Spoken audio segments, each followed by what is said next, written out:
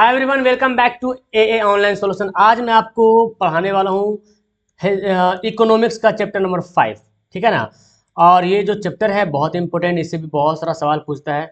तो ये भी सवाल को, इस चैप्टर को भी ध्यान से पढ़ लेंगे। मैं तो ऐसे कंटिन्यू जो है हर एक चैप्टर की वीडियो इंपॉर्टेंट क्वेश्चन का बना दे रहा हूँ। आपको मेहनत करना है और आपको ज़्यादा तैयारी करनी है अच्छी तरीके से। ठीक है। तो यहाँ पे हम लोग इस वीडियो में पढ़ने वाले हैं रोजगार एवं सेवाएं। इस चैप्टर का जो नाम है रोजगार एवं सेवाएं। अब इस चैप्टर में जो जो सारा इंपॉर्टेंट क्वेश्चन है मैं उसको कवर कर लिया हूँ, चाहे वो क्वेश्चन बैंक का सवाल हो, चाहे वो एनसीईआरटी का सवाल हो। ठीक है ना। वो और इसके बाद एक्स्ट्रा कुछ क्वेश्चन वो भी मैंने इसको कवर कर लिया। तो ये वीडियो बहुत काफ़ी इंपॉर्टेंट हो जाएगी इस चैप्टर के लिए। ओके, चलिए शुरू करते हैं। सबसे पहला सवाल है, मानव पूंजी के प्रमुख घटक है। कौन है मानव पूंजी के प्रमुख घटक?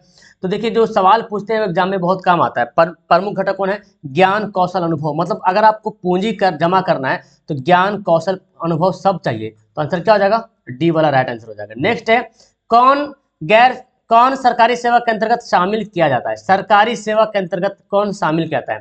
तो देखिए, सैन्य मतलब मिलिट्री सर्विस और रेलवे, ये दोनों क्या है? ये सरकारी सेवा यानी कि गवर्नमेंट सर्विस है। ओके, ऑप्शन क्या हो जाएगा? सी वाला राइट आंसर हो जाएगा। आर्थिक विकास का तीसरा क्षेत्र क्या है? तो आपने पहले ही चैप्टर में पढ़ा होगा कि आर्थिक विकास का 3 क्षेत्र है, प्राथमिक क्षेत्र, द्वितीय क्षेत्र, तृतीय क्षेत्र। तो सेवा क्षेत्र को हम लोग क्या बोलते हैं? तीसरा क्षेत्र बोलते हैं, है ना। Option D. भारत की परिवहन सेवाओं में सर्वाधिक महत्वपूर्ण है। परिवहन सेवाओं में सबसे ज्यादा महत्वपूर्ण जो है वो रेल सेवा। क्यों? क्योंकि रेल से बहुत ज्यादा यात्री जो है एक जगह से दूसरी जगह ट्रांसपोर्ट होता है।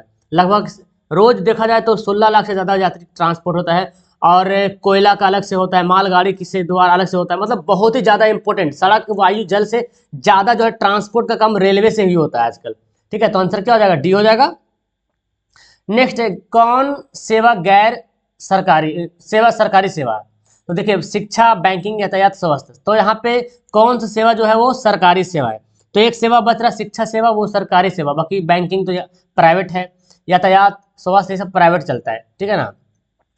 जवाहर रोजगार योजना की शुरुआत कब हुई थी? ये भी सवाल बहुत इंपॉर्टेंट है, सवाल पूछा जा चुका है, एनसीईआरटी का सवाल भी है। 1989 में जवाहर रोजगार योजना की शुरुआत हुई थी। ओके, नेक्स्ट सवाल देते हैं, राष्ट्रीय ग्रामीण रोजगार गारंटी योजना किस महापुरुष के नाम पर है? जिसको बोलते हैं national rural employment guarantee scheme, NREGA, NREGA. तो नरेगा पहले लगा दिया मन एम, तो हो गया क्या? मनरेगा। ठीक है ना। यानी कि नरेगा जो है महात्मा गांधी के नाम से चल रहा, तो इसके पहले अब तो एम जोड़ दिया गया, तो मनरेगा बोल के नाम से जानते हैं। स्वर्ण जयंती शहरी योजना, रोजगार योजना किस वर्ष से शुरू की गई थी? स्वर्ण जयंती शहरी रोजगार योजना किस वर्ष से शुरू की गई थी? तो इसका आंसर हो जाएगा 1997 में। नेक्स्ट सवाल देखते हैं, वर्तमान समय में सकल घरेलू उत्पाद में सेवा का क्षेत्र का योगदान क्या है? तो मैं आपको बताऊं, ये सवाल भी आगे मिलेगा कि वह अभी के वर्तमान समय में जो है सकल घरेलू उत्पाद में जो है ना सेवा का बहुत बड़ा योगदान है। और 50% से ज्यादा योगदान जो है अभी वर्तमान में सेवा का देखने को मिलता है। ठीक है ना। और सेवा का योगदान भी ज्यादा रहा है, कृषि से ज्यादा सेवा का योगदान रहा है। कौन सी सेवा गैर सरकारी? गैर सरकारी मतलब जो प्राइवेट वाला है। तो देखिए, यहाँ पे पुलिस तो सरकारी है, मिलिट्री भी सरकारी है, रेलवे भी सरकारी। तो शॉपिंग मॉल की सेवा क्या है? वो प्राइवेट है। भारत सरकार ने किस प्रकार की शिक्षा को मौलिक अधिकार घोषित कर दिया है? तो प्राइमरी शिक्षा, है ना, 6 से 14 साल के बच्चों के लिए प्राइमरी शिक्षा दिया जाए, इसको मौलिक अधिकार कर दिया, मतलब फंडामेंटल राइट कर दिया है। ठीक है ना। मतलब एकदम हर हाल में लेना ही लेना है, मौलिक अधिकार है ये सबका। नेक्स्ट है, एक अर्थव्यवस्था की आधार संरचना का निर्माण होता है। तो अर्थव्यवस्था के आधार की संरचना निर्माण करना है तो उसमें कृषि द्वारा, उद्योग द्वारा, सेवा, ये तीनों के द्वारा जो है अर्थव्यवस्था के आधार हम निर्माण कर सकते हैं। मतलब अर्थव्यवस्था के आधार का मतलब हम पैसा कमाने का कोई जरिया बना सकते हैं, चाहे कृषि के माध्यम से, चाहे उद्योग के माध्यम से, चाहे सेवा के माध्यम से। ठीक है ना। तो 12 का आंसर क्या हो जाएगा? डी हो जाएगा। ऊर्जा के मुख्य स्रोत क्या है? देखिए, कोयला भी ऊर्जा का स्रोत है, पेट्रोलियम भी विद्युत का है। तो ये तीनों के तीनों क्या है? ऊर्जा के मुख्य स्रोत है। और विद्युत जो है वो सेकेंडरी ऊर्जा में आता है, और ये दोनों जो है प्राइमरी ऊर्जा में आता है। कौन बीमारू राज्य है? ये सवाल इंपोर्टेंट पूछा, बहुत बार पूछता है, बीमारू राज्य कौन है? तो देखिए, बिहार, उड़ीसा, मध्य प्रदेश, यहाँ पे तीनों हो जाएगा बीमारू राज्य। कभी कभी देता है कौन बीमारू राज्य नहीं है, तो ये तीनों के अलावा कोई एक नाम दे देगा, समझ जाइएगा वो बीमारू राज्य नहीं है ना। आगे देखते सवाल, आर्थिक विकास संबंधित है परिणात्मक परिवर्तन से या गुणात्मक परिवर्तन से? अगर आर्थिक विकास करना है, पैसा का इनकम करना है, देश की आर्थिक अर्थव्यवस्था को बढ़ाना है, तो परिमाणात्मक परिमाणात्मक परिवर्तन करना पड़ेगा, क्वांटिटेटिव चेंज लाना पड़ेगा और क्वालिटेटिव चेंज लाना पड़ेगा, यानी कि परिमाणात्मक और गुणात्मक दोनों चेंज लाना पड़ेगा। तो ऑप्शन हो जाएगा सी वाला। कौन सी सेवा गैर सरकारी, पढ़ चुके हैं, तो देखो कौन सेवा हो जाएगा, व्यापार सेवा। अच्छा, मॉल वाला पूछता ज्यादा करके, तो याद रखिएगा व्यापार सेवा जो है वो गैर सरकारी है।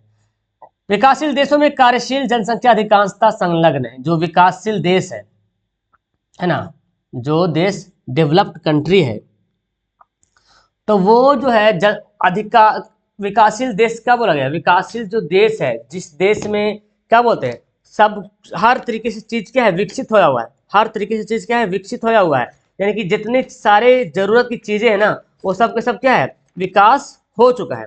तो बोला गया विकासशील जो जो देश है, तो वहाँ जो है जनसंख्या अधिकांश किस पे डिपेंड कर, कृषि पे डिपेंड कर रहा है, या सेवा पे, या तो औद्योगिक पे, या इनमें से सभी। तो जो विकासशील कार्यशील देश, सॉरी कार्यशील जो देश है, कार्यशील, सॉरी मैंने विकासशील पढ़ लिया, कार्यशील के मतलब जो जिसका भी विकासशील, अच्छा विकासशील ही बोले या कार्यशील बोले, विकासशील देशों में कार्यशील जनसंख्या, तो भारत विकासशील देश है, मतलब विकासशील चल रहा। एक होता है विकसित, जो हमेशा विकसित हो गया, तो ये भारत तो अक्सर जो है वो कृषि पे ज्यादा संलग्न है, कृषि में ज्यादा लोग लगे हुए हैं, ठीक है ना। कौन आर्थिक आधारभूत संरचना का घटक है, आर्थिक आधारभूत, एक होता है गैर आर्थिक, एक होता है आर्थिक। तो वित्त जो है वो आर्थिक आधारभूत संरचना में आता है।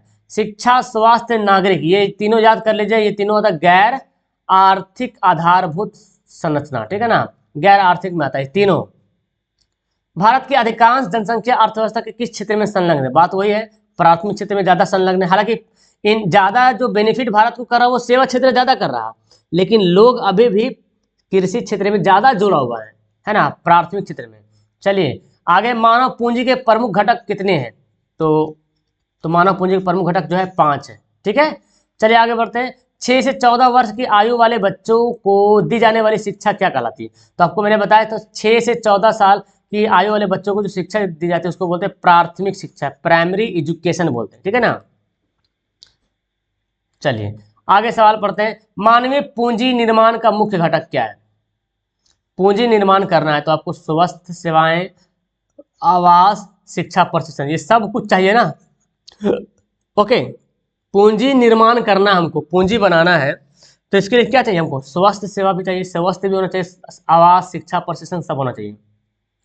विश्व के विकसित देश कौन है, अब विकसित देश मतलब डेवलप्ड कंट्री, जहां सब कुछ डेवलप हो चुका है, अमेरिका, ब्रिटेन, जापान, ये तीनों क्या है, एक डेवलप्ड कंट्री है। किस देश में सर्वाधिक छिपी हुई बेरोजगारी देखने को मिलती है, किस किस क्षेत्र में, ये बहुत ही काफी इंपॉर्टेंट सवाल है। छिपी हुई बेरोजगारी का मतलब हुआ कि दिख तो रहा है कि काम कर रहा बंदा, लेकिन उसको पैसा कम मिल रहा, बेरोजगार हो रहा, मतलब लोगों को लग रहा कि ये काम में जा रहा है लेकिन पैसा उसको कम मिल रहा।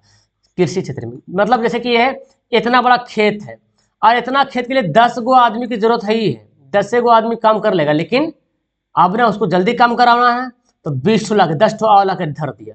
अब पैसा उतने देगा, अगर 10 ठो आदमी में 2000 रुपये खर्चा हो रहा था, अब 20 आदमी आया तो भी 2000 रुपये खर्चा होगा, तो पैसा बटने जाएगा, तो इसको बोलते छिपी हुई बेरोजगारी। किस योजना के अंतर्गत सरकार ने ग्रामीण को काम का कानून बना, अधिकार बना दिया, कम से कम 100 दिनों के लिए, और वो कौन है, मनरेगा। ऐसा सवाल दे दिया, मनरेगा के अंतर्गत कितने दिनों का सुनिश्चित रोजगार प्रदान किया जाता है सरकार के द्वारा, तो याद कर लीजिएगा 100 दिनों के लिए, ठीक है, 100 दिनों के लिए। आर्थिक क्रिया का उद्देश्य क्या है, जो हम लोग पैसा कमाने के जो काम कर रहे हैं, जैसे चाहे कोई पढ़ा रहा है, चाहे कोई काम कर रहा है, चाहे ईटा ढो रहा है, चाहे मिस्त्री कर रहा है, चाहे वकील कर रहा है, चाहे जज बना हुआ है, कुछ भी काम कर रहा जिसमें से आपको पैसा आ रहा है, इसका उद्देश्य क्या है, क्या वो पैसा कमा के मनोरंजन करना चाहता है, ये तो थोड़ा देर के लिए ना, कभी कभी, हमेशा के लिए तो नहीं। क्या समाज का सेवा, ये भी हमेशा नहीं होता है, कभी कभी होता है। क्या परोपकार होता है, या जीविकोपार्जन मतलब अर्न लाइफ, मतलब जीवन गुजारने के लिए। तो एक्चुअली में हमारा, हालांकि ये सब है, लेकिन सबसे पहले जरूरी जीवन, इस जीवन गुजारने में सब आ जाएगा।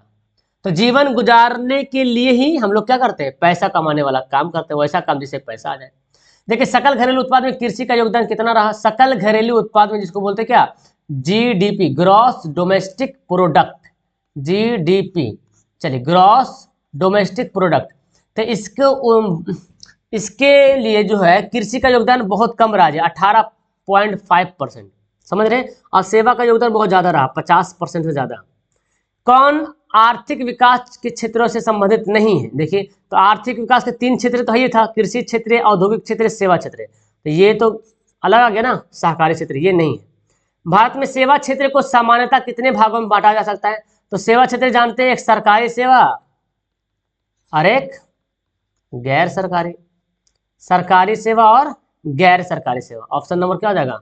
2 हो जाएगा, मतलब ए हो जाएगा।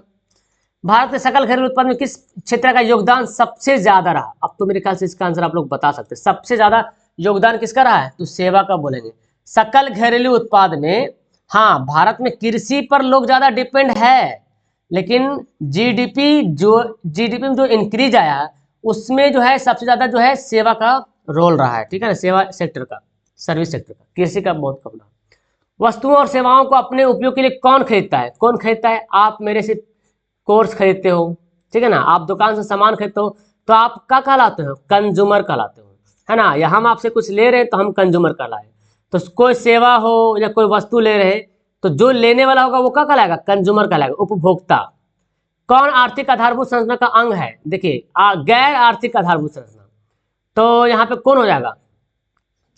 ऊर्जा, शिक्षा। तो शिक्षा क्या था? शिक्षा के बारे में भी मैंने बताया था, शिक्षा क्या था? शिक्षा एक आर्थिक आधारभूत संरचना था। अब यहाँ पे क्या है? गैर आर्थिक आधारभूत संरचना। इसका मतलब क्या हुआ? जो आर्थिक आधारभूत संरचना के अंतर्गत जो है नहीं आती, उसको बोलते हैं गैर आर्थिक आधारभूत संरचना बोलते हैं। अब यहाँ पे अगर देखा जाए तो शिक्षा भी तो गैर में ही आएगा, है ना। शिक्षा, नागरिक तो मैंने बताया था, शिक्षा भी गैर में आता है। गैर आर्थिक आधारभूत संरचना कौन है? तो ठीक, तो यही तो है, ऑप्शन नंबर बी वाला है। लेकिन ऊर्जा, यातायात और संचार, ये है आर्थिक आधारभूत संरचना। तो याद कर लीजिएगा, आर्थिक आधारभूत संरचना कौन कौन आ गया? ऊर्जा आ गया, यातायात आ गया, संचार आ गया। और एक इससे पहले क्या था? वित्त। और गैर आर्थिक में क्या था? शिक्षा, और क्या था? स्वास्थ्य था, और नागरिक सेवाएं। तो मैंने 4-5 याद कर लेना आपको। भारत के सकल घरेलू उत्पाद में किस क्षेत्र का योगदान सबसे ज्यादा रहा? तो सेवा सर्वाधिक, दोनों सेम सवाल, वो सबसे कम होना चाहिए था, सेवा क्षेत्र का सबसे ज्यादा रहा। अच्छा, यहाँ पे क्या है? सबसे कम या ज्यादा? मैंने पढ़ दिया क्या? दोनों, दोनों सेम सवाल। सबसे कम बोलेगा तो कृषि बोलेगा, सबसे ज्यादा बोलेगा तो सेवा बोलेगा, ठीक है ना। तो ये यहाँ पे सवाल हो गया एंड। और ये इतना जो 34 क्वेश्चन है वो काफी इंपॉर्टेंट सवाल था।